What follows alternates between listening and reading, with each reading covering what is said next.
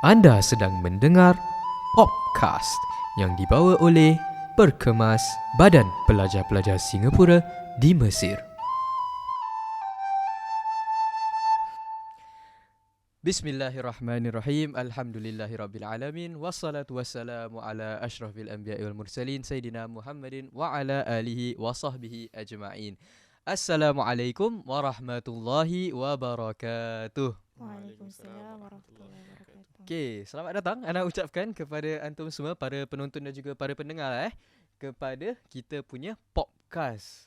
Jadi untuk mereka yang pertama kali dengar kita punya podcast ni, selamat datang Ana ucapkan. Tapi Ana yakin ada juga yang pernah dengar lah sebelum betul. ni. Ni merupakan season yang kedua kan. Betul. Jadi mungkin ada yang mereka di kalangan mereka juga yang pernah mendengar kita punya podcast lah. Jadi selamat kembali Ana ucapkan kepada antum semua kepada segmen podcast kita lah. Kini kita pun dah kembali dengan season yang kedua kita ya. InsyaAllah, Alhamdulillah. Jadi bersama antum pada hari ini adalah diri Ana sendiri. Nama Ana Danish Ashraf bin Mohsin daripada Kuliah Usuluddin tahun 3 Syu'bah Akidah wal Falsafah lah. Jadi insyaAllah berdiri ataupun berduduk lah Ana di sini di kalangan antum semua selaku antum punya host lah sepanjang episod podcast kita pada hari ini. And bersama Ana pada hari ini kita ada dua tetamu terhormat kita yang Ana sangat segani dan hormati sahabat-sahabat sejati Ana ni. Antum nak perkenalkan diri antum? Okay. Aku hukum fillah Amirul daripada Kuliah Usuluddin tahun 4 Syu'bah Akidah.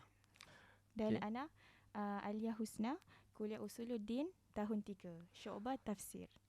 Allahu. Kita semua kat sini dari usul semua usul Okay, Tema ada usul adakah itu merupakan tema episod kita?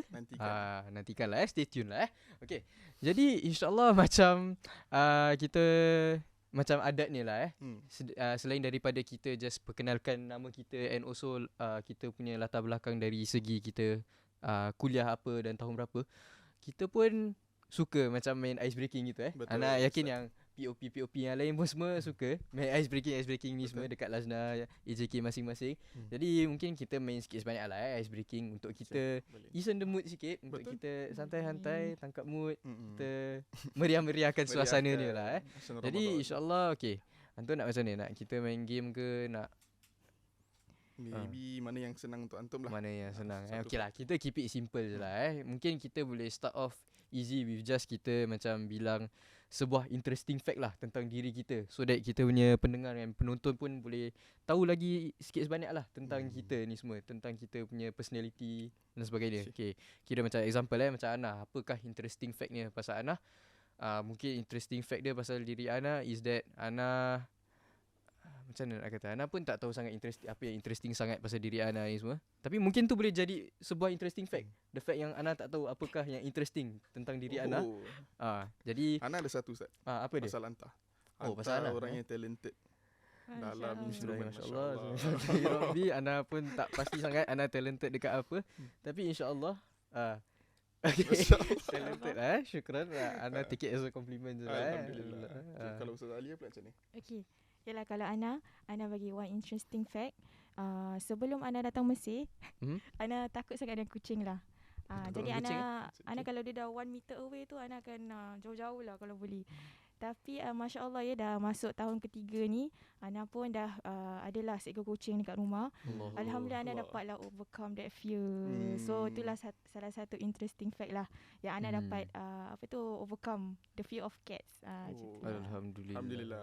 Best juga kita bukan saja dapat rasa nikmat persahabatan antara sahabat-sahabat kita, kawan-kawan manusia kita, tapi kita pun dapat juga rasa nikmat persahabatan dengan haiwan-haiwan seperti kucing dan sebagainya ni semua. Ana pun actually takut dengan kucing, tapi sama juga macam Ustaz Alia, alhamdulillah dapat overcome that fear. Cuma Ana tak adalah pelihara kucing dekat rumah gitu, tapi Ana yakin yang dia sebuah experience, it's a fun experience untuk kita ada. Tapi itulah. Kalau untuk Ustaz Amirul pula macam mana? Okay, untuk Ana, kira dulu Ana ingatkan Ana ni orangnya introvert. Tapi namun begitu, Ana buat dia punya test. Lepas tu Ana found out that Ana ni extrovert sebenarnya. Antai. So macam mana tu? Ana baru dapat tahulah sebenarnya. Baru-baru juga sebab Ana buat dia personality test lah kan. Itulah antara salah satu interesting fact tentang Ana. Tapi kalau macam gitu, kira kenapa Anta rasa dia punya test dia say otherwise Ana pun tak kenapa? tahu lah. Kira kenapa in the first place Anta rasa diri Anta tu introvert? Okay. Sebab Ana rasa Ana ni orang dia segan depan orang. Tapi banyak orang cakap tak. Banyak orang cakap Anta macam selalu ke depan macam gitu. Tapi macam kita tahu kita kan, diri kita kan. Kadang Ana rasa segan juga depan orang dan sebagainya. Tapi namun begitu, dia punya personality test tu say otherwise, Ana take it as test J untuk Ana lebih ke depan sikit lah dengan depan orang. InsyaAllah. Jadi adakah secara hakikatnya Ustaz Amirul ni seorang yang introvert ataupun extrovert? Kita serahkan kepada para penonton kita lah Jadi insyaAllah kita pun dah kenal lah sikit sebanyak, kenalkan diri kita. Jadi Ana harap pun para penonton pun dah start untuk nak get excited lah. Betul. Untuk dengar apa yang kita ada untuk kongsikan. Tapi macam Ana katakan tadi kan, sebelum kita start dive into kita punya topik pada hari ini, Ana rasa ada je di kalangan penonton ataupun pendengar kita yang mungkin first time lah diorang dengar kita punya podcast ni. Betul. So mungkin kita boleh macam kongsikan kepada mereka lah sikit sebanyak tentang apakah actually podcast ni and apakah hadafnya kita adakan podcast seperti begini. Okay, so firstly kita tengok nama dia je. Kenapa dia podcast? Kenapa dia bukan pod POD, tapi kenapa dia POP cast?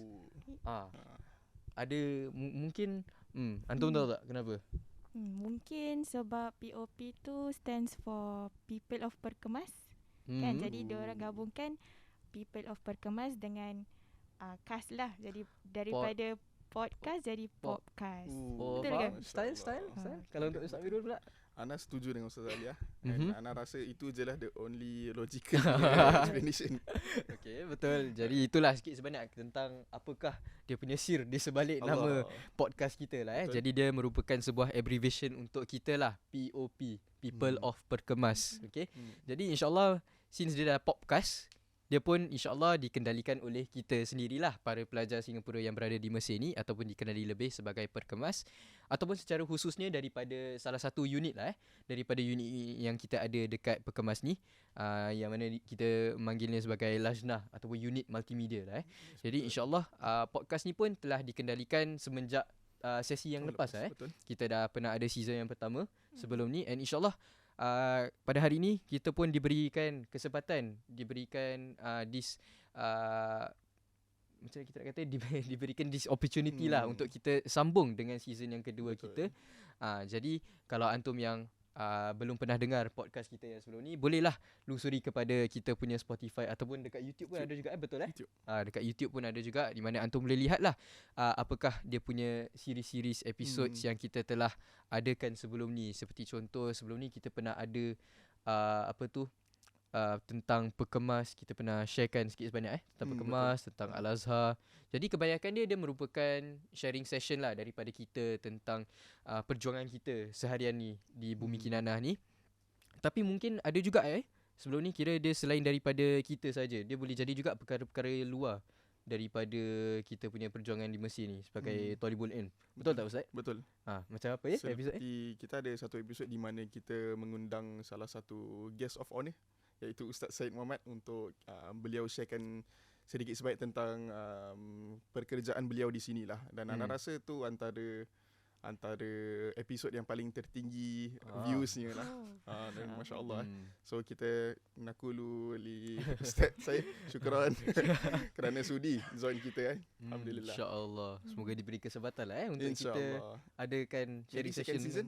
Maybe mana tahu? Maybe tak tahu. Nak tahu? Tunggulah. InsyaAllah. Jadi dia bukan saja merupakan kisah-kisah kita sebagai Thalibul Ilm, tapi boleh jadi juga perkara-perkara lain. Seperti mana antum tahu, kira dekat Mesir ni ada banyak sajalah perkara yang kita boleh mengalami, yang kita boleh experience lah kan. Jadi banyak je perkara. Jadi insyaAllah dengan itu berdirilah, ataupun macam nak katakan tadi, berduduklah kita di sini depan antum semua untuk kita kongsikan lah sikit sebanyak tentang kita punya sharing, kita punya experiences dekat Mesir ni yang kita tak dapat, macam nak kita kata, mungkin para penonton tak dapat experience rasa. Tapi of course kita tak nak simpan that experience only to ourselves lah kan. Kita pun nak diorang ada that bit of slight touches of it lah kan. Betul tak Ustaz Alia? Betul. Untuk kita macam ada that macam kita nak katakan untuk kita, mana tahu dengan kita sharing experience kita macam gini, kita boleh tarik diorang lagi, tarik minat diorang lagi untuk mungkin ziarah masjid ataupun sambung pelajaran mereka Ustaz. Dekat sini kan sebagainya.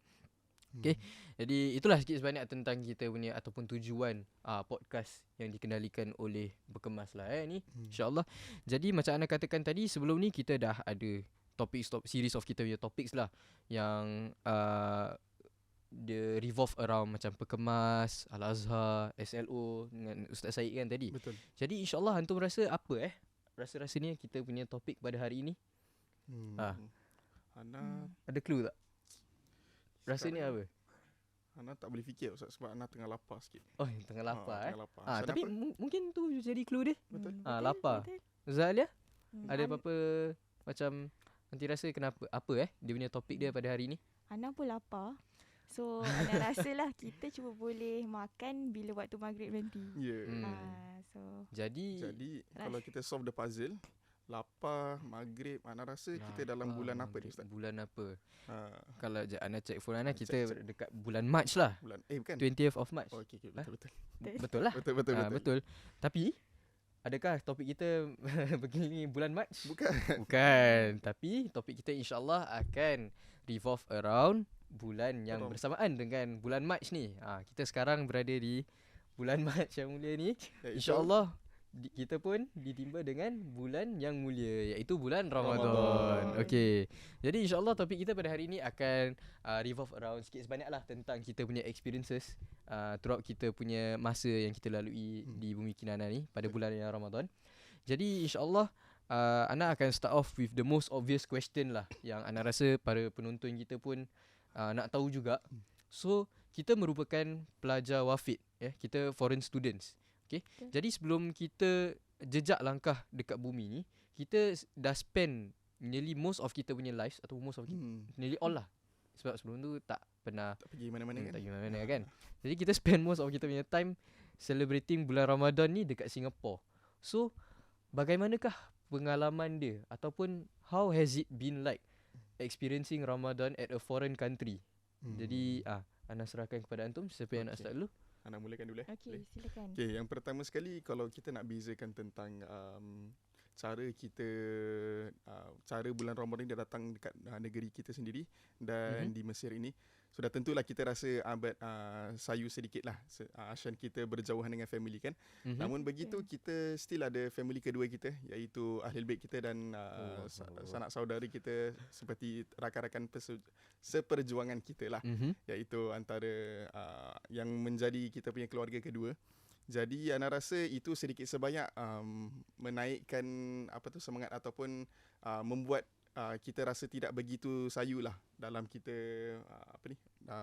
dalam bila mana bulan Ramadan ni masuk. So kita dapat spend time dengan family yang kedua kita dapat spend time dengan kawan-kawan kita berbuka bersama dan sebagainya. So Ana rasa in a sense that kita akan berjauhan dengan family, tapi pada masa yang sama Allah titipkan kita beberapa insan-insan yang bernama ahli bait kita untuk menjadi peneman kita jugalah. Betul. Okay. Kalau untuk Zalia pula? Okey, kalau Ana boleh tambahlah, disebabkan bi'ah di Mesir ni, khususnya pada bulan Ramadan, dia sangat-sangat macam berbeza. That's why kalau antum pernah dengar, kalau setiap Ramadan mesti ada Ramadan fi Mesri Hagatannya. Jadi sebab memang kadang undescribable punya feeling tu, sebab sama-sama kita sambut Ramadan sama-sama. Sebab majoritinya di negara Mesir ni ialah orang-orang Islam. Jadi di mana saja antum pusing ke kanan kiri, mesti antum nampak akan nampak random acts of goodness. Sebagai contoh, kalau Ana baru kemarin Ana ternampak, Ana pusing dekat Ana dekat ada security guard di tepi jalan saja. Kemudian beliau tengah membaca Quran secara jahar lah. Jadi Ana boleh dengar. Jadi Ana rasa tersentap sendiri dekat situ. Sebab Ana rasa di mana-mana saja pun mereka sangat-sangat bangga untuk buat acts of kindness. Yang Ana rasa sangat-sangat grateful lah untuk ada khususnya pada bulan Ramadan ni.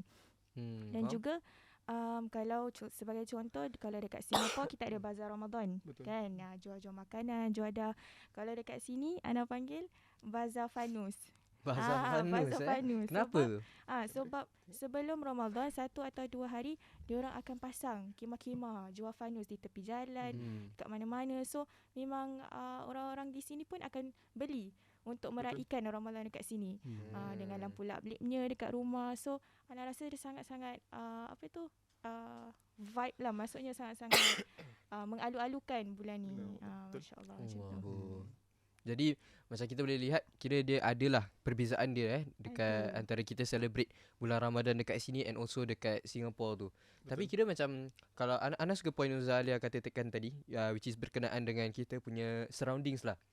Di mana kali ni bila kita tengah meraihkan bulan Ramadan di sebuah negeri yang majoritinya adalah orang-orang Islam, and kira dekat situ kita boleh dapat banyaklah bezanya dengan dekat Singapore. Macam kalau dekat Singapore, kalau macam dekat kita tengok dekat public itu semua, kita akan berjumpa dengan orang-orang yang berlainan agama kan. Tapi macam Ustaz Alia katakan tadi, di mana saja kita pergi dekat sini, kalau macam kita turun je kita boleh nampak orang. Sedangkan kalau macam security guard gitu pun tengah membaca Al-Quran Jadi kita alhamdulillah kita dapat nikmat untuk kita meraihkan bulan Ramadan yang mulia ni dengan umat kita yang mulia ni lah dekat sini kan.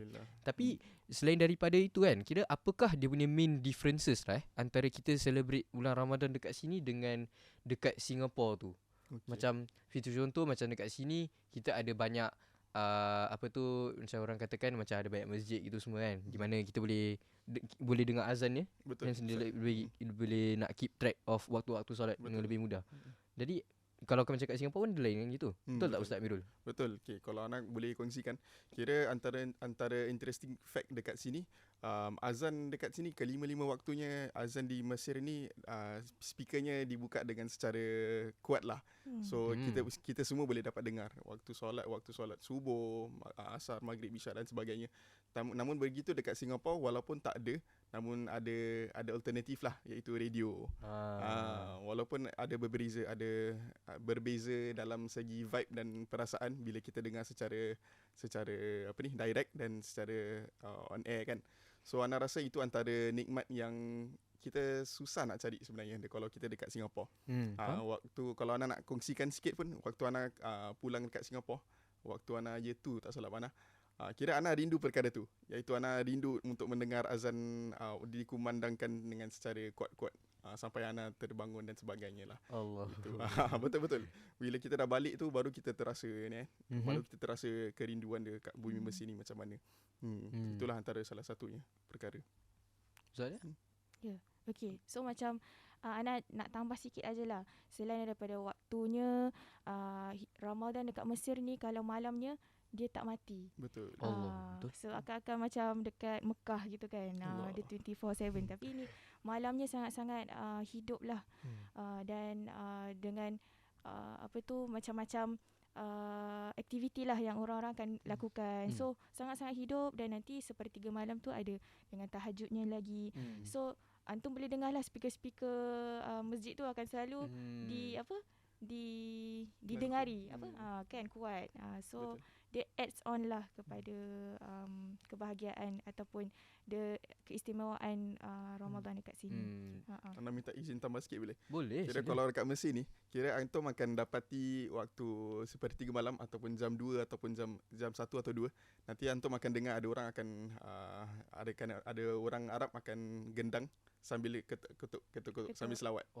Ada performance ke tu Ustaz? Bukan, dia bukan performance. Bukan, Dia kira dia untuk bangunkan orang untuk sahrul layali ataupun untuk berkiam melail. So tu antara perkara yang unik lah kat sini. Kira mana antum nak cari macam orang untuk keluar di public untuk hidupkan malam tersendiri kan. So Ana rasa itu antara nikmat-nikmat yang ada di sini lah. Betul. Kalau nak add on juga, contohnya kan kalau sebelum buka mereka akan ada juga Maidah Rahman. Jadi Maidah Rahman tu ialah mana mereka akan letak meja-meja dekat tepi jalan ke depan masjid, dan diorang akan alu-alukan lah siapa-siapa saja yang nak berbuka sama-sama. So Ana rasa bila kita berkumpul tu, dia rasalah dia punya macam silaturahmi dia tu macam erat walaupun kita tak kenal sama-sama. So Ana find it very sangat touch lah. Dia touch. And also contohnya kalau kita tak sempat kan nak buka, Ana akan nampak kadang-kadang di tepi jalan tu mereka akan bagi kurma dekat driver-driver. Kurma. Betul. Jadi macam dia ada apa? Ada station apa macam checkpoint gitulah. Contohnya Drive-thru. drive-thru.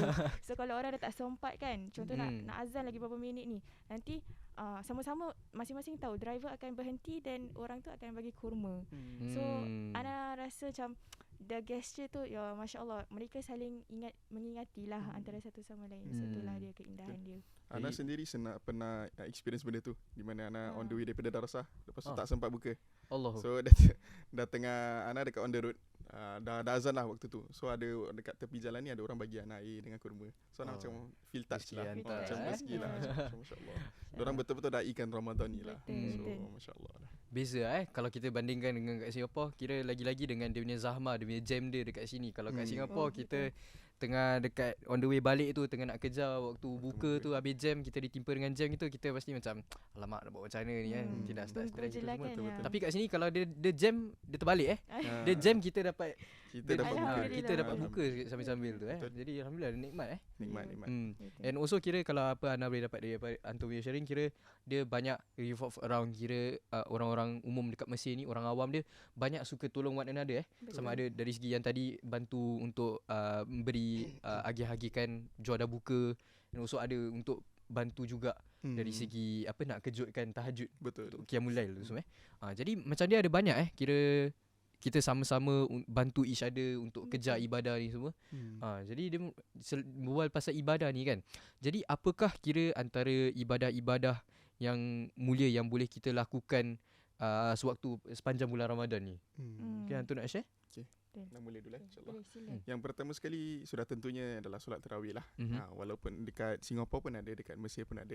Dan Ana alhamdulillah dekat sini waktu tarawihnya amat berbeza sikit dengan Singapura, di mana kalau dekat Singapura kan kita ada solat di bawah kolong kan, ada di bawah kolong dekat masjid. Tapi kat sini dikhususkan di masjid sahaja, tak ada bawah kolong. Ashan kenapa?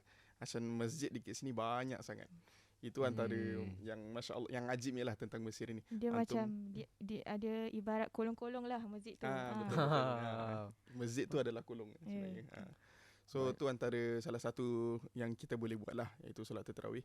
Dan kemudian ni kita boleh juga untuk kita berpakat-pakat dengan kawan kita, seperti mana yang sahabat andai Ana dah pernah buat sendiri, iaitu kita agih-agihkan makanan untuk orang berbuka juga.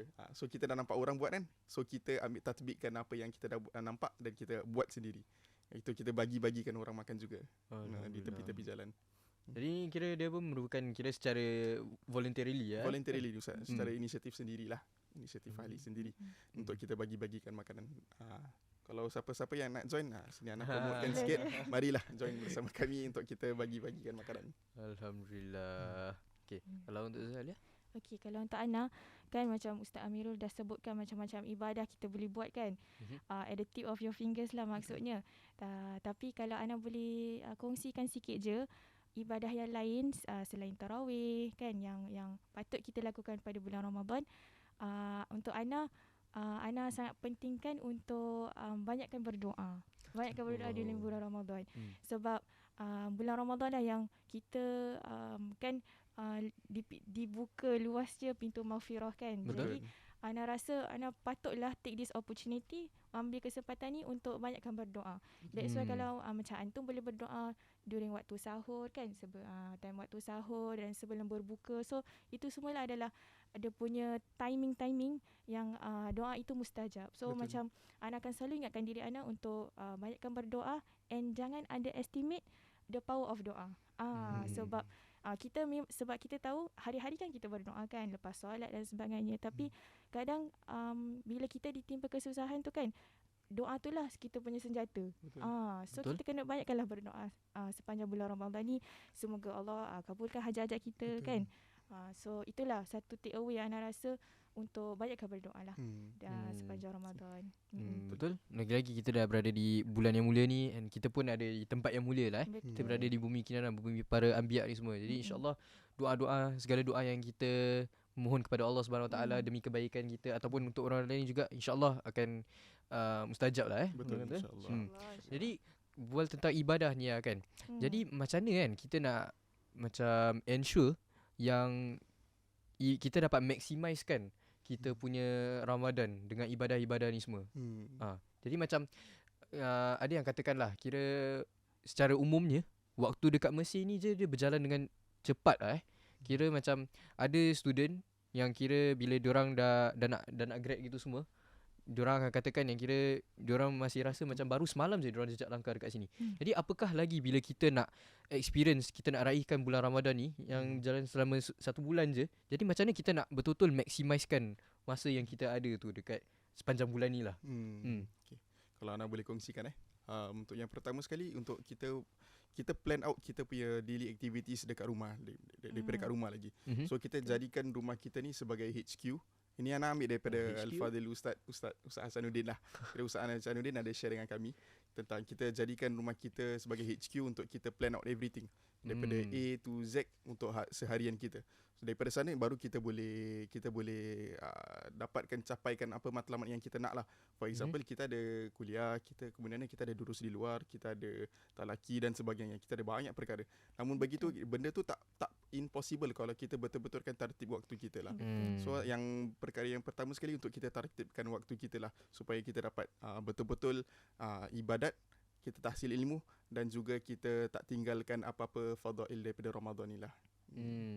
Faham? Kalau untuk Zalia, bagaimana? Ana setujulah dengan Ustaz, sebab Ana sendiri rasa pada bulan Ramadan kadang kita tak cukup masa. Contoh sebab mungkin kita kekurangan tidur kan. Jadi Ana rasa macam mungkin kita dah bangun malam, jadi kita macam rasa tak cukup lah masa untuk buat benda-benda yang lain. Tapi macam Ustaz kata, penting sangat untuk kita aturkan masa. Sebab ada saja masa tu ada. Cuma kadang kita je yang lalai kan. Jadi Ana macam titik beratkan lah. Ana pun cuba sedaya upaya untuk bulan Ramadan ni gunakan masa dengan sepenuhnya. Betul. Dengan baiklah. Ya, itu saja. Jadi kita boleh nampak kira dia punya time management tu dia antara perkara-perkara yang paling penting lah untuk kita dapat maximizekan, kita dapat fulfill hajat-hajat kita untuk bulan yang mulia ni, insya-Allah. Okay. Jadi kira moving on kan, macam mana kita apakah antara, macam mana kita nak kata dia punya macam nak kata kira dia macam sepanjang bulan ni kan, macam Ustaz katakan tadi, dia agak penting untuk kita manage kita punya time sebab kita nak fulfill gitu kan. Tapi dekat Mesir ni dia ada banyak perkara yang kita nak kejar. Betul tak? Betul. Jadi macam selalunya ada yang takut disebabkan macam kalau dah jumpa dengan banyak perkara untuk kejar tu, takut tak sempat lah kan. So dengan time management tu adakah dia macam mana kita nak kata, dia dapat balance out kan perkara-perkara ni semua? Okay, Ana rasa Ana faham apa yang Ustaz maksudkan. Kira maksudnya ada terlalu banyak benda untuk dicapai. Cuma Ramadan ni waktunya amat singkat. Betul? Betul. Okay. So that's where macam kita punya HQ comes in lah, ataupun kita punya planning daripada rumah kita starts. Iaitu kita plan untuk everything and make sure kita punya matlamat kita sesuatu yang achievable. Bukan not over the moon. Betul tak istilah dia? Betul. Realistic lah. Realistic and kita boleh capai benda tu. So for example, okay, untuk Ana personally, Ana nak yang pertama daripada segi ibadat, Ana nak betulkan Ana punya relationship ataupun Ana nak perbaiki relationship Ana dengan Al-Quran. Itu yang pertama lah. Itu macam min hadaf Ana sebelum masuk Ramadan. So itu Ana punya macam min hadaf lah.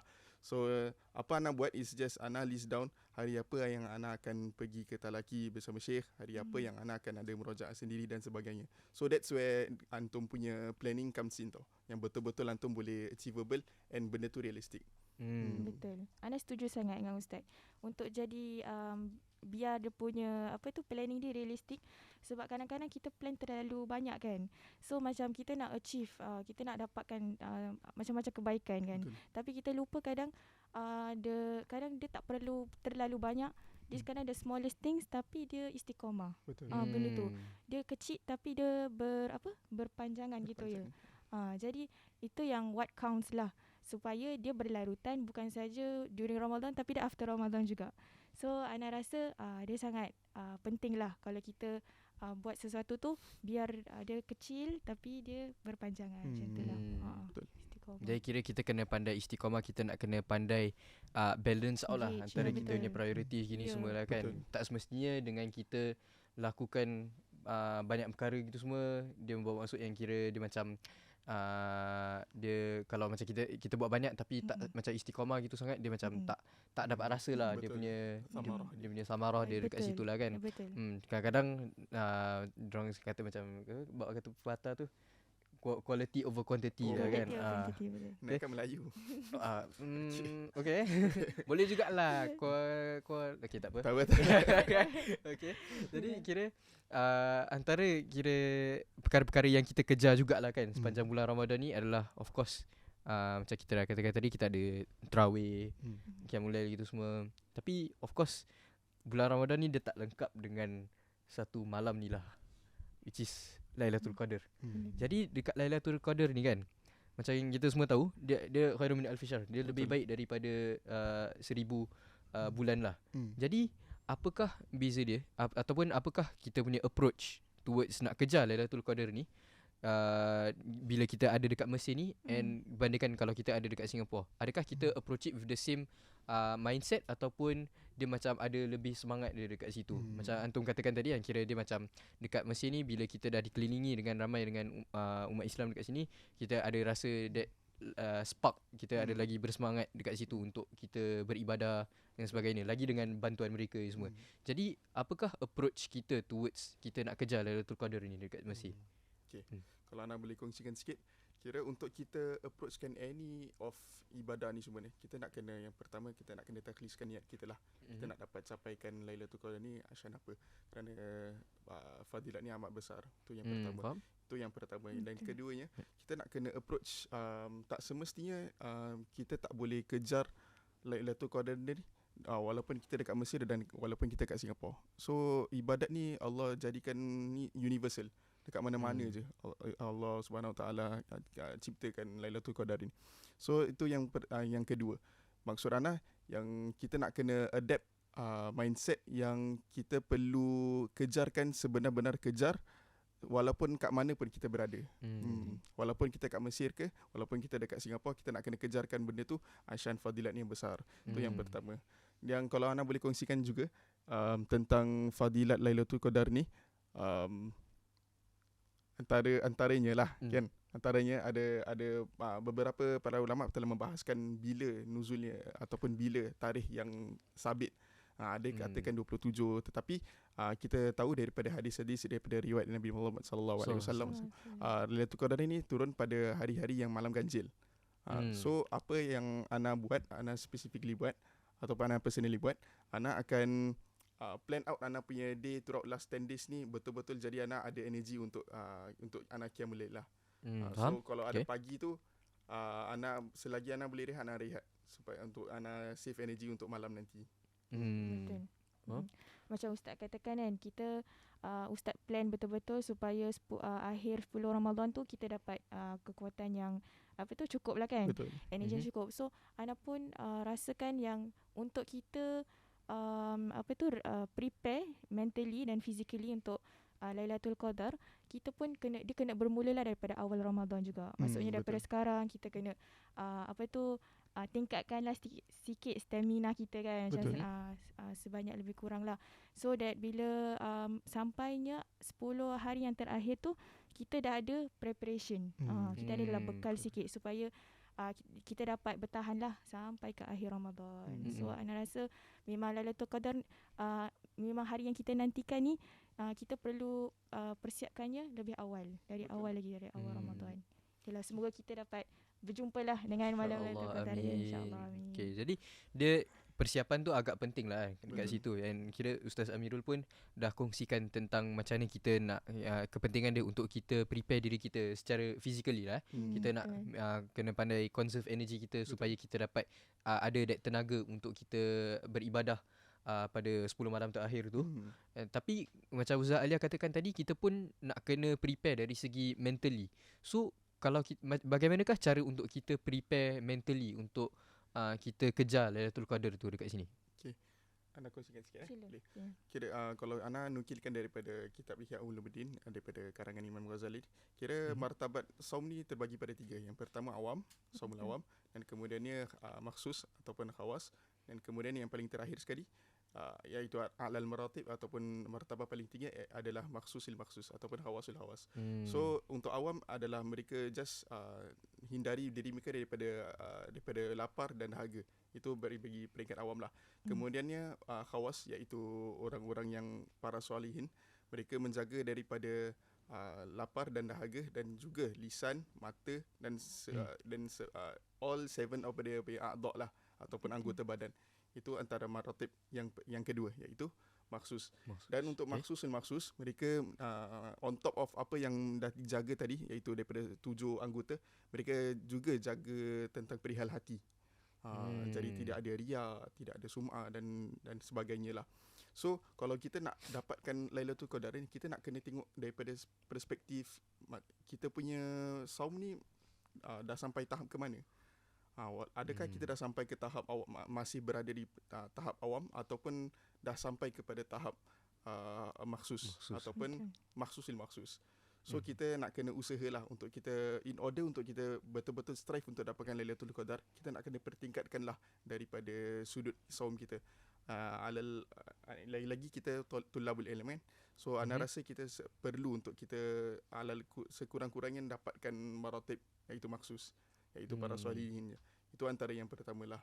Okay. Sebab ana boleh kongsikan salah satu hadis daripada Nabi Muhammad sallallahu alaihi wasallam. Sebab dia berkata, dia macam memberi kita sebagai peringatan lah, iaitu an-nasum huwa tarkut ta'am wala tazunanna in sumta an-nasum huwa tarkut ta'am wa syarab wal wiqa'. So dia tak semestinya ni ibadah puasa ni hanya semata-mata untuk menahan diri kita daripada haus dan dahaga saja. Haus dan lapar saja. Dia macam sebenarnya benda ni sangat-sangat besar, sangat-sangat broad. Kita nak kena tahan daripada dahaga dan lapar, dan kemudian nak kena tahan diri kita, nak kena tahan nafsu kita, nak kena tahan 7 anggota kita. So benda ni kita boleh ambil bulan Ramadan ni sebagai salah satu opportunity lah untuk kita tarkul kullul apa-apa yang benda yang makruhat lah, ataupun apa-apa perkara yang mazmumah. Itu yang pertama lah, untuk kita tinggalkan perkara yang mazmumah. Kalau kita ada bad habits ke apa, kita boleh take this opportunity untuk kita tinggalkan. Kalau bukan Ramadan, bila lagi? Kira anak tanyakan kepada yang siapa yang melihat lah.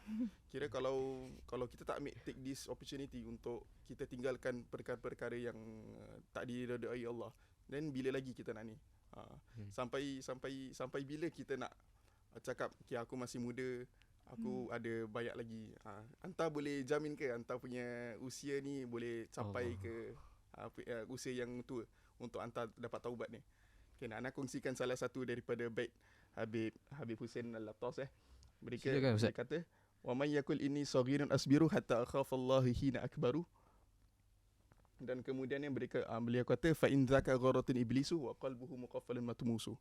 Kalau ana boleh share dengan translation sikit dan siapa yang berkata ini saghirun asbiru, siapa yang berkata aku ni masih kecil, aku boleh tunggu lagi, hatta akhafa Allah hina akbaru, sampai aku berasa takut kepada Allah bila aku dah besar.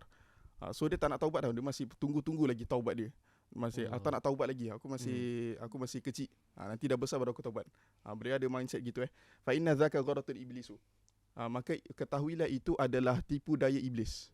Wa qalbuhu muqaffalan matmusu, dan hati beliau ni telah tertutup, sebetul-betulnya tutup lah. So kita tak nak jadi seperti apa yang telah dikatakan oleh Habib Hussein Al-Lattas. Jadi kita minta agar Allah Subhanahu Wa Taala jadikan Ramadan kali ini lebih baik daripada Ramadan yang lepas. Dan kita dapat izalahkan segala yang sifat-sifat mazmumah dalam diri kita lah. Amin. Bismillah, insya-Allah. Okay. Kalau untuk Ustaz Alia pula macam ni? Ustaz ada kira macam cara-cara lain mungkin untuk kita, bagaimana kita nak prepare mentally tu? Ana rasa apa yang dah disampaikan oleh Ustaz Amirul dah sangat padat lah, and padat dan sangat-sangat masya-Allah lah. Jadi ana just terfikir saja. Jadi maksudnya bulan Ramadan ni dia adalah bulan recharge, 1 bulan. Sebab dia kan setiap tahun. Jadi bila kita terlajak dalam dosa ke dan sebagainya. Ramadan tu ada untuk mengingatkan kita dan yang kita ni masih ada peluang untuk memperbaiki diri dan sebagainya. Jadi selagi mana kita ada diberi kehidupan lah maksudnya kan, ajal belum lagi sampai kita cubalah sebaik habis untuk untuk melaksanakan atau memperbaiki diri pada bulan Ramadan dan sehingga akhirnya lah. Istiqamah lah bukan saja istiqamah. bulan Ramadan tapi yang bulan-bulan lain jugalah Betul. sepanjang hidup kita. Jadi kalau tadi Ana ingat Ustaz Amir pun ada tekankan tentang taubat lah kan dekat situ.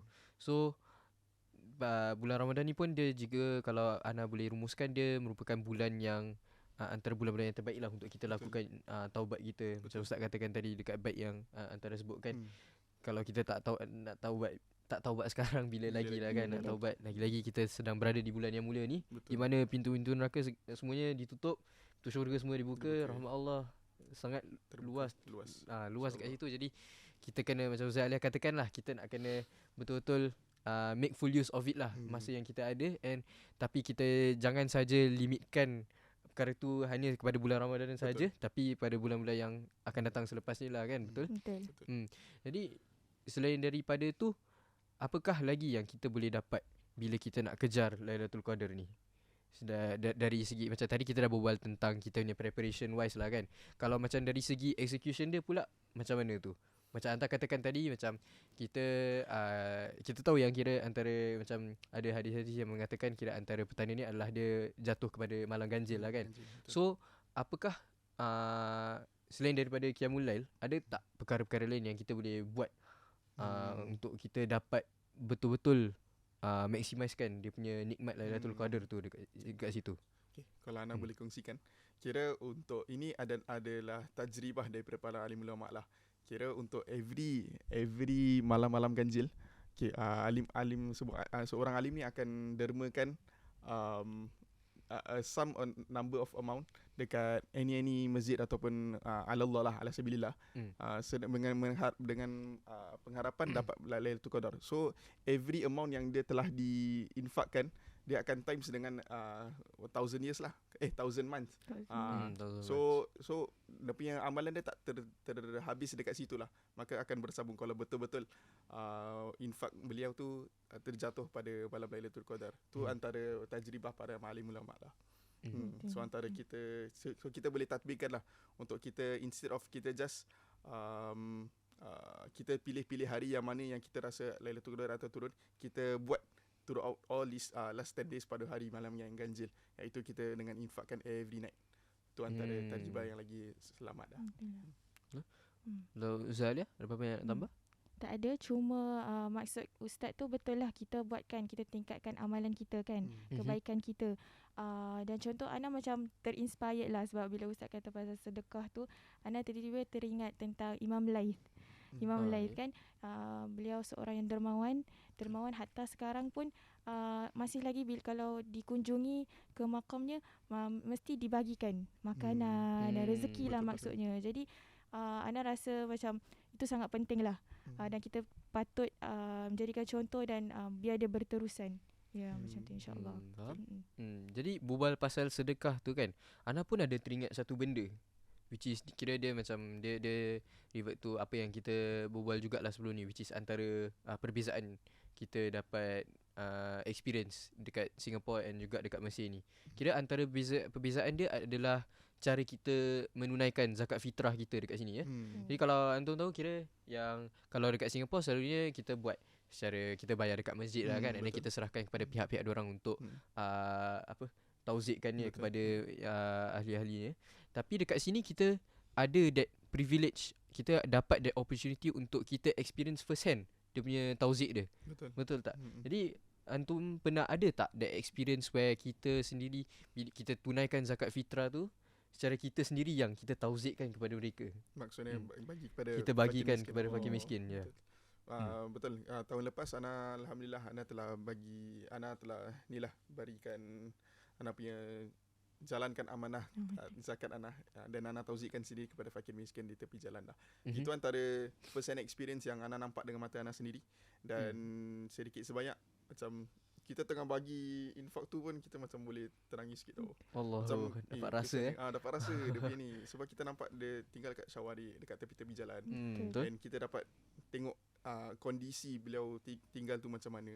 So macam pembuka mata lah untuk kita sentiasa untuk bersyukur lah. Lagi-lagi pada bulan Ramadan ni kan. Betul. Kalau nak boleh tambah pun hatta sebab dekat Mesir ni lah yang kita boleh nampak ramai-ramai ramai yang kurang mereka kurang berkemampuan lah berkemampuan. Jadi mereka kita nampaklah di tepi-tepi jalan sebagainya. Jadi dia bila kita buat perkara tu dia macam sebab dengan diri sendiri, and dia tanamkan rasa syukur lah dengan apa yang kita ada. Dan kita janganlah ambil kesempatan. Jadi Masya Allah lah, memang mereka pun sangat-sangat, mereka sendiri syukur dengan apa sahaja yang mereka ada. Jadi itu yang Ana rasa lah dia punya keistimewaan tu, bila kita dapat share sedikit sebanyak apa yang kita ada kepada mereka. So itulah. Faham? Jadi macam Zah katakan lah kan, kira dekat sini ada banyak saja kira antara kalangan orang awam yang tak beberapa fortunate macam kita orang. Jadi kita pun boleh make full use of that opportunity lah untuk kita sama-sama membantu mereka. Apakah salahnya lah kan. Macam kita katakan tadi, ramai orang awam Mesir dah tolong kita dalam kita mengejar ibadah ni kan. Betul. Jadi apakah salahnya untuk kita sumbang balik kepada mereka dengan kita membantu mereka yang kurang berkemampuan, yang lebih memerlukan perkara-perkara gini, memerlukan bantuan kita dan sebagainya. Dia berbual pasal bantuan, kalau tadi pun Ustaz Amirul ada sebutkan kan, kira antara perkara-perkara yang kita dapat bantu, kita sedekahkan kepada orang-orang fakir miskin ni, kepada orang awam yang tidak berapa fortunate ni, adalah kita sendiri, ahli kita sendiri yang buat that perkara tu, which is yang macam kita ada kan last year di Street Date, Ramadan Street Date. Jadi mungkin Antum nak share sikit sebanyak tentang experiences Antum dalam menjalankan Ramadan Street Date ni, yang mungkin kita tak dapat experiencekan ni dekat Singapura. Okay. So untuk tahun ni alhamdulillah ada beberapa pelajar daripada Singapura telah berganding bahu lah untuk sama-sama kita beli beberapa perkara ataupun beberapa makanan, dan kita tauzikkan dan kita bagi-bagikan di sekitar Hai Sabik ni lah, di sekitar tempat kita tinggal lah. Dan alhamdulillah responses daripada tulab yang ikut serta sangat-sangat memberangsangkan. Alhamdulillah. Jadi Ana mengalu-alukan bagi siapa yang para pelajar yang di sini yang nak ikut kita serta, mari sama-sama kita ramai-ramaikan lagi, dan lagi banyak orang yang sertai, lagi banyak makanan yang kita dapat tauzikkan, lagi banyak amal ibadat yang kita boleh lakukan beramai-ramai, insya-Allah. InsyaAllah. Kalau Ana pula, Ana dapat experience ni tahun lepas, tapi Ana secara individu lah, maksudnya bersama ahli bait. Jadi pada tahun lepas hanya Ana dan seorang ahli bait saja yang free lah untuk lakukan, kita nak cuba buat street date ni. Jadi apa kita buat, kita order shawarma dalam lebih kurang 50 shawarma macam tu. Jadi sebab kita punya manpower 2 orang je kan, so seorang angkat 25 lah, ataupun dan sebagainya. Okay. Jadi mengikut kemampuan kita pun laksanakan lah dekat Syari, dekat Hai Sabik. Jadi Masya Allah lah, macam dalam beberapa minit, dalam 10 minit habis semua shawarma tu, Masya Allah. Dan bila Ana dan ahli bait dah pulang, kita rasa sebab sangat. Walaupun macam kita 2 orang, kita pun susah payah kan nak angkat dan semua, tapi bila lihat mereka punya senyuman, macam terangkatlah semua rasa penat kita tu. Jadi itulah experience Ana untuk tahun lepas. InsyaAllah lah ada rezeki, Ana join lah dengan Tumia tahun ni, insyaAllah. InsyaAllah, semoga diberikan peluangnya lah. Amin. Okay. Jadi berbual pasal tentang, kira macam tadi Ustaz ada sharekan tentang antara apa yang macam Ustaz lack of manpower itu semua untuk jalankan di street dia kan. So pastinya kira bila kita nak meraihkan bulan yang mulia ni, dia tak semestinya always macam mana kita nak katakan, tak selalunya urusan kita dia berjalan dengan lancar lah. Pastinya ada dugaan-dugaan yang kita perlu hadapi, some of the challenges yang kita nak kena face through ini semua kan. Jadi apakah kira some of the challenges yang kita pernah face through dekat Mesir ni sepanjang bulan Ramadan ni specifically? Kira macam tadi Ustaz kata pasal lack of manpower gitu semua, tapi ada nak kerja, ada ibadah kan. selain daripada tu, apakah dia punya challenges dia? Kalau buat Ana sendiri tentang transportation lah. Kira Ana Ana honestly bawa motor dekat sini. So Ana find it macam dia punya zahmah kat sini agak menguji kesabaran sikit lah. And also bila dah kadang dah tengah zahmah sikit, kalau terlanggar sikit nanti Amu marah-marah. Tu antara perkara-perkara yang boleh diperbaiki daripada side Ana lah. Kira Ana perlu lagi sabar, nak kena cakap ini soaim dan sebagainya kan. So itu antara dia punya troubles lah yang Ana find it dekat sini. Untuk kita sentiasa keep kita punya cool walaupun kita tengah berpuasa and walaupun tengah zahmah dan sebagainya. Tapi kalau kita nak bandingkan bulan lain dengan bulan Ramadan kira kan bulan lain pun ada zahmah dan sebagainya kan. Tapi Ana find it macam masya-Allah, orang-orang kat sini walaupun dekat bulan Ramadan ni macam dia orang senang nak memaafkan. Ini Ana rasa personally macam dia orang cakap, Ana cakap maklif sekali je, nanti dia orang cakap ya khalas. Dia macam gitu tau. Dia macam senang untuk mereka memaafkan lah untuk pada waktu Ramadan ni. Ana rasa tu pun antara barakahnya waktu Ramadan lah. Kira diorang cepat marah tapi at the same time cepat maafkan. Cool down juga. Cepat cool down. Kalau selalu kan tak kan. Kita pun tahulah kan. Betul. Anda rasa yang diorang ni pun yang kat belakang game ni pun pernah experience betul. Kalau untuk Ustaz, kalau berbual pasal cepat memaafkan ni kan, Ana sebenarnya baru-baru awal Ramadan ni pun ada experience juga. Sebabnya Ana ada sedikit masalah lah dengan satu kedai dengan Amu ni. Jadi Ana express lah Ana punya disappointment tau. Ana express macam sebab kita tahulah kan kadang macam kita tak dapat sesuatu dan padahal telah dijanjikan dan sebagainya. Jadi bila Ana expresskan Ana punya disappointment tu, Amu tu Ana rasa kalau hari mungkin lah Ana tak pasti, tapi bila Ana express, Amu tu dengar je, diam dengar. Dia cakap maaf, dia cakap macam tu lah kan. Jadi Ana pun macam terambil hati lah. Maksud macam alah kesian pula kan. Aduh. Amu pun diam. Kau tak, Amu kadang macam bising-bising lawan balik kan. Jadi Ana rasa macam okey lah, macam alhamdulillah lah kulihalah. Alhamdulillah. Okay, so kita pun dah berbual pasal perkara tu semua kan. Tadi pun kita dah touch up on Lailatul Qadar, dah towards penghujung bulan Ramadan. So lepas bulan Ramadan datangnya Hari Raya.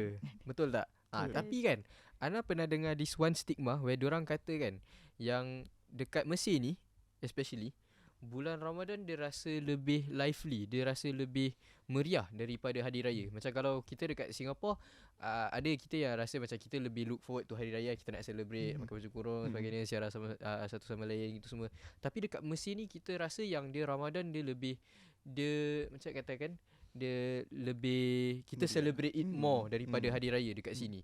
Jadi mungkin Anton nak share kenapa wujudnya stigma sebegini? Okay. Kalau untuk Ana pula, Ana rasa sebab orang-orang penduduk kat Mesir ni, mereka faham erti Ramadan tu sebenar-benar pengertian tau. Mereka lagi look forward kat Ramadan asyan Ramadan ni semua umat Islam ni lagi bersifat dermawan, lagi bersifat lagi banyak amalan ibadat yang senang dibuatkan lah. So Ana faham mereka punya perspektif, mereka look forward dekat Ramadan lebih daripada Syawal. So kalau kita bandingkan daripada Singapore dengan Mesir, kalau kita tengok kat Singapore, Syawal mereka orang Syawal dekat Singapore ni mereka sambut tu 1 bulan. Orang kata raya sebulan. Raya sebulan.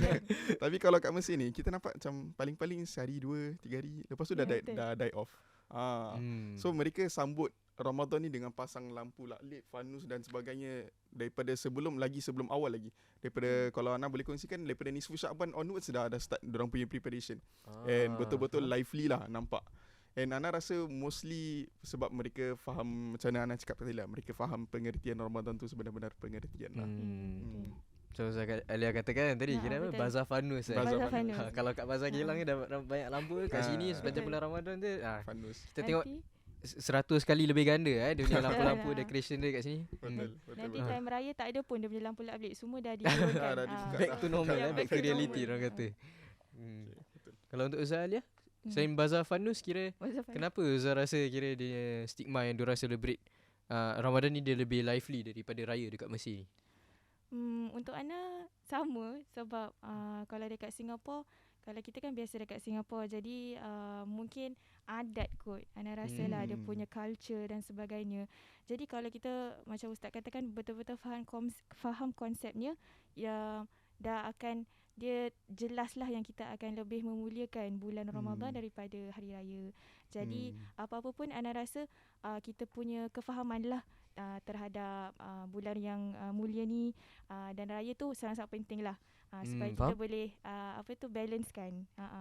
So dia tak adalah raya sampai 1 bulan lah kan. Jadi kita boleh boleh bersukaria juga. Tapi berpada-pada jugalah macam tu. Betul. Faham? Okay. Jadi kira macam ada je lah banyak je lah perkara yang kita dapat experience dekat Mesir ni. Lagi-lagi pada bulan yang mulia, bulan Ramadan ni, sepanjang bulan Ramadan ni banyak benda yang kita boleh kejar, banyak benda yang kita boleh belajar. Also macam kita katakan lah, kita Talibul Ilm juga lah kat sini. Jadi pada bulan Ramadan ni dia merupakan bulan yang terbaik lah untuk kita belajar benda-benda baru. Bukan saja dari segi pelajaran akademik kita orang dekat uni sebagainya, tapi more of macam kita nak kenal diri kita semua kan. And kita pun nak build connections lah dengan sahabat-sahabat kita. Kita pun nak kelilingi diri kita dengan sahabat-sahabat yang mulia. And also of course since kita pun dah dekat bumi negeri orang lain, kita pun nak build that connections lah dengan diorang supaya kita dapat menjayakan bulan yang mulia ni. Betul Jadi Ana pun tengok jam pun sekarang pun dah merupakan jam 5:47 lah Kita pun kalau macam kat Singapura jam buka selalu pukul berapa? Pukul 6 7. Kalau pukul 6 cepat sangat masih tarang tu Ustaz. Tapi kalau dekat sini ni pun merupakan beza dia kat sini kita punya waktu maghrib selalu ni lagi cepat. Betul tak? Subuh dekat sini awal. Subuh awal. 4:30. Tapi maghrib cepat. Alhamdulillah lah kan kat situ. Jadi InsyaAllah pun kira kita pun tak lama lagi lah. Macam Ustaz tadi Antuma pun kata dah lapar lah kan. Jadi insyaAllah tak berapa lama lagi. Jangan risau. Kita pun dah nak buka puasa. Tinggal lagi berapa minit saja lagi. Jadi insyaAllah sebelum kita tutup, Ana tambah satu lagi boleh? Oh sila. Sebelum kita tutup dengan ni lah sebuah hadis daripada Nabi Muhammad SAW. Lil jannati babun yuqal lahu rayyan la yadkhulu ila as-saimun fa idza dakhaluhu ughliq. So kat sini kita nampak tentang fadilah orang-orang yang berpuasa lah, ataupun khasais orang-orang yang berpuasa. Kira dia ada pintu yang khas untuk mereka masuk. Bagi orang-orang yang puasa lah, itu bernama Babur Rayyan. So kita berdoa agar Allah Subhanahu Wa Taala tergolong kita daripada orang-orang yang shaim, yang sebenar-benar shaim, dan menjadikan kita daripada khawasul khawas ataupun maksusil maksus, dan menjadikan kita dapat masuk jannah daripada Babur Rayyan, insya-Allah. Amin. Insya-Allah. Jadi kita pun sudah sampailah ke penghujung episod kali ini Kita punya first episode of kita punya second season of kita punya podcast. Jadi insyaAllah pertama sekali Ana nak ucapkan terima kasih lah kepada guest speakers kita pada hari ini, Ustaz Amirul dan juga Ustazah Alia, atas perkongsian Antuma yang sangat padat lah Banyak saja perkara yang Ana dapat belajar daripada Antum hari ini. Jadi insyaAllah seperti mana Ana dapat pelajari daripada Antuma, Ana harap pun para penonton pun dapat istifadah jugalah daripada perkongsian kita pada hari ini. Jadi Ana pun of course, kita pun tak nak lupakan mereka yang dengar, yang memberikan sokongan mereka sepanjang kita punya series podcast ni again. Jadi kita pun nak ucapkan jutaan terima kasih lah kepada mereka yang sudi support, dengar, menonton kita punya podcast ni semua. Jadi insyaAllah kalau Antum nak tahu lebih banyak, banyak-banyak topik lagi yang kita dah boleh share, boleh discuss. Banyak je perkara lagi experiences kita ada dekat Mesir ni. Jadi jangan risau, boleh saja nantikanlah episod-episod yang akan datang insya-Allah daripada orang-orang kuat kita yang di belakang kamera ni semua Jadi kita ada kita punya Lajna apa tadi orang kata Lajna Multimedia insya-Allah mereka yang kendalikan. Insya-Allah jangan risau, mereka ada lagi banyak ideas yang hangat untuk episod-episod yang akan datang. Jadi insya-Allah kalau Antum nak tahu lebih lanjut, stay tune lah insya-Allah. Dengan itu kita pun minta izin dahululah untuk kita sama-sama dapat siap sedia lah untuk buka. Untuk lapar betul Ustaz. Lapar. Okey, jadi marilah sama-sama kita akhiri dengan tasbih kafarah lah dengan suratul Asr. Bismillahirrahmanirrahim. Subhanakallah wa bihamdika asyhadu an la ilaha illa anta astaghfiruka wa atubu ilaik. Amin. Dengan itu nak ucapkan sekali lagi wabillahi taufik wal hidayah. Wassalamualaikum warahmatullahi wabarakatuh. Ramadan mubarak. Kullu am wa antum bi khair.